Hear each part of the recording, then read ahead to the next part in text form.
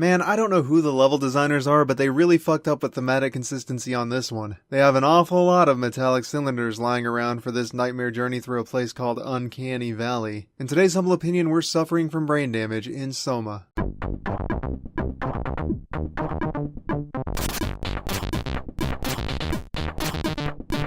SOMA is an atmospheric apartment adventure game developed and published by Frictional Games, in which your main objective is to find the radioactive tracer fluid and drink it in an attempt to kill yourself so you don't have to face the rest of the horrors that this game is known for. Fine. And then it becomes a horror game, but I guess that's what you get for accepting random brain scans from strange men that aren't even doctors. Never be the guinea pig for some asshole's thesis work is what I always say. You play as Simon, the co-owner of a comic book store named The Grimoire in Toronto, Canada, and nobody likes you. In fact, the love of your life went out of her way to die before you could confess your love to her. Ashley, I need to tell you something.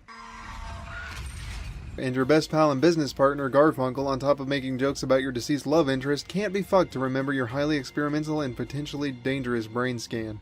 Presumably, all of this hate is because of your Canadian heritage. Your brain scan is to be performed by Dr. David Mahatma Gandhi, only he's not really a doctor and I made the last part up. Fucking David. This experiment is all part of his thesis work, through which he hopes to find a safer way to work with the brain via simulations for things like stress, instead of just stressing out patients with brain trauma for shits and giggles. Man, even David's just using you for fame and a doctorate. SOMA Simon wins the award for least liked video game character. I'd say that it wasn't justified, but Canadian. After some not so subtle foreshadowing, Indians thought cameras would steal their souls. your brain is scanned and you wake up in the world's most stressful situation, where you struggle with existentialism, kill robots on which human cognizance has been impressed, and relive your totally non-homoerotic college gangbang days. I actually just realized that if you register all of the creepy technology bullshit as a physical representation of homosexuality, it becomes a game of running from your gay thoughts, experimenting, and spending the whole game wondering if you're gay.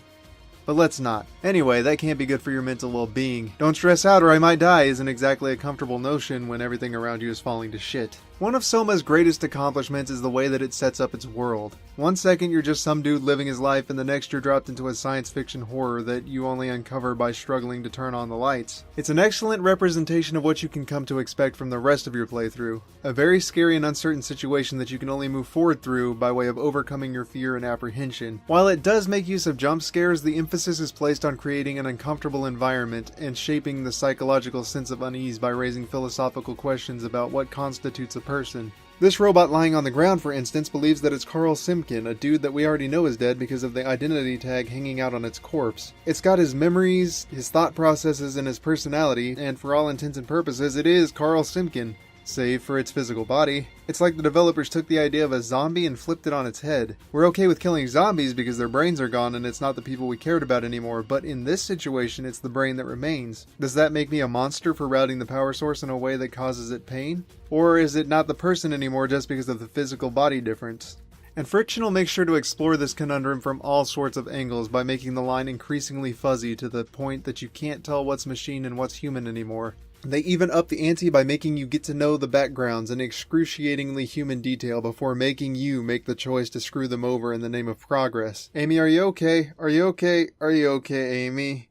Not Amy Moore. Everything from the graphics to the narrative to the musical score works well to immerse you into the environment, and the only thing that I can really complain about is the lack of tact when it comes to foreshadowing. They drop all kinds of obvious hints at something that could have been a more impactful twist. From the line at the clinic to the magically appearing swimwear to help you survive being underwater. Gee, I wonder if I'm just Simon's brain scan clumsily stapled to a toaster. We could have maintained the illusion that it might just be a stress test for the brain for a little while longer. Add another layer of psychological teasing and mystery, Normally, SOMA can be found on the Steam store for the price of $29.99, which I completely agree is a fair price, though I'd round it up to $30 for transparency's sake.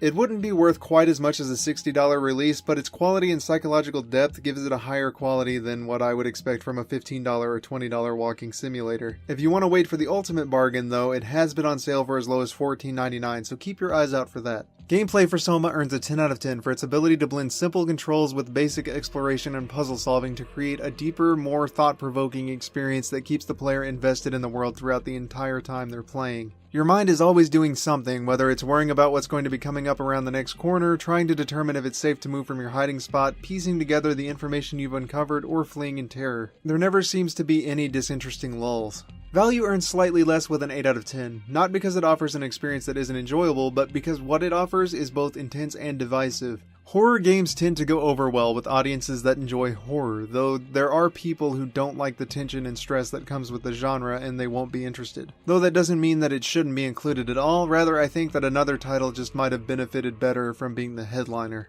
Overall, SOMA earns a 9 out of 10 for being positively terrific. Both in the typical usage of the words that means something is very good, and in the sense that it was a scary game and is great at what it does, thus evoking terror.